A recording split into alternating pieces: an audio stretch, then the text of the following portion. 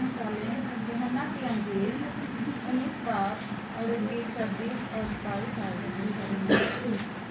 यीशु ने अपनी माँ और उस गिरफ्त को जिससे मोहब्बत रखता था पास खड़े देखकर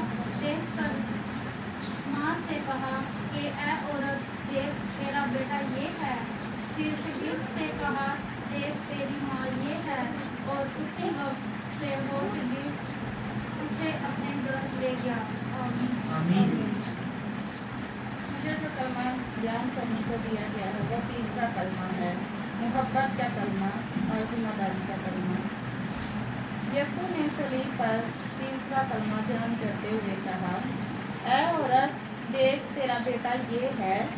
फिर शागिर्द से कहा, देख तेरी माँ ये है। अजीजों, यहाँ यूहन्ना रसूल की बात हो रही है। जब यीशु ने उसे अपनी माँ की जिम्मेदारी सौंपी तो वो उसे उसी वक्त अपने घर ले गया। वो खुदावन यीशु मसीह की माँ मरियम को जब यीशु ने कहा तो उसे घर ले गया। ऐ औरत, देख तेरा बेटा ये है। ऐ औरत, इसे बतौर बेटा कबूल कर, उसकी हिफाजत को कबूल कर। इस दुख में भी माँ को तसल्ली देना लाजिम था। देख तेरी माँ ये है। मेरे अजीज़ों, यहाँ यीशु ने यूहन्ना को हिदायत की वो मरियम को वो माँ की हिफाजत ऐसे करे जैसे वो उसकी अपनी माँ हो। अजीज़ों, यूहन्ना यीशु से प्यार करता था तो उसने खुशी से उस जिम्मेदारी को कबूल किया। उसने खुशी से जिम्मेदारी को कबूल किया। उसने कोई गर्ज पेश नहीं की, कोई बोझ महसूस नहीं किया। वो मरियम को अपने घर ले गया, उसे अपनी माँ की तरह कबूल किया, उसे अपनी माँ की तरह मोहब्बत की, माँ की हिफाजत की जिम्मेदारी जो बायसे फ़ख्र थी। यूहन्ना को इस फ़ख्र से सरफराज किया गया। अजीज़ों, यीशु ने ये जिम्मेदारी यूहन्ना ही को की सौंपी और शागिर्द भी तो थे यीशु के। उनके बारे में कहा गया है कि जब यीशु को पकड़ लिया गया तो वो सब उसे छोड़कर भाग गए।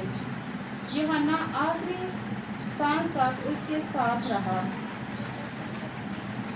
क्योंकि वो उससे मोहब्बत रखता था।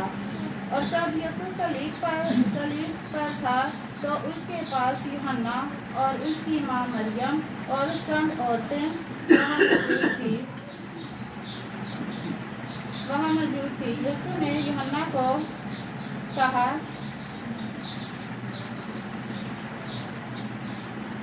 उस बात को याद रखे कि मसीह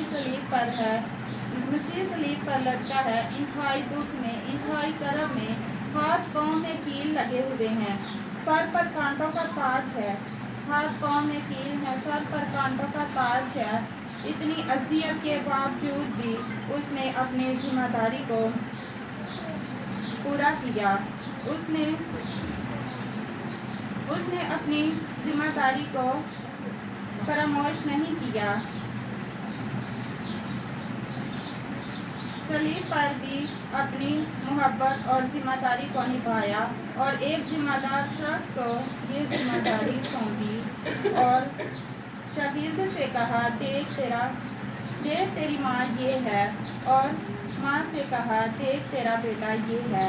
इस कलमे से हमें बहुत सी बातें जाहिर होती हैं। मसीह की फ़र्ज़ शनासी, इतने बड़े फ़र्ज़ को भूला नहीं, अपने दुख में भी अपनी मोहब्बत और जिम्मेदारी को महसूस किया। यीशु अपने दुनियावी ताल्लुकात को भूला नहीं, अपने अजीज़ों से मोहब्बत का इजहार किया। ख़ानदान और घर की मोहब्बत, जिस्मानी आराम और हिफाजत के लिए माँ की फ़िक्र, ये कलमा यीशु को अपने लोगों के लिए जिस्मानी और रूहानी मोहब्बत और फ़िक्र को ज़ाहिर करता है।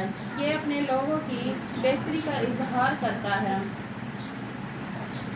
फरूज 20 बाब और 12 आयत में भी लिखा है, और ये 5वां हुक्म है कि तू अपने माँ और बाप की इज्जत करना।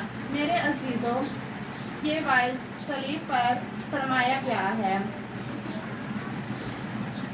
बादशाह अपने हुक्म की तालीम देता है और उस पर अमल करता है।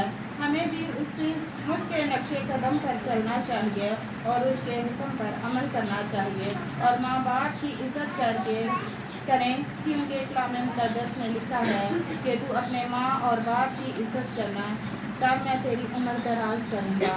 उम्र की दराजी खुदावन की तरफ से है और बरकत भी। आप अपने माँ बाप की खिदमत करते हैं। आखिरी वक्त पर जान निकलने वाली है, लेकिन अपनी जिम्मेदारी को पूरा किया। हमें भी अपनी जिम्मेदारी को पूरा करना चाहिए। खुदा इस कलमे का वसीला से मुझे और आप सबको करते हैं। आमीन।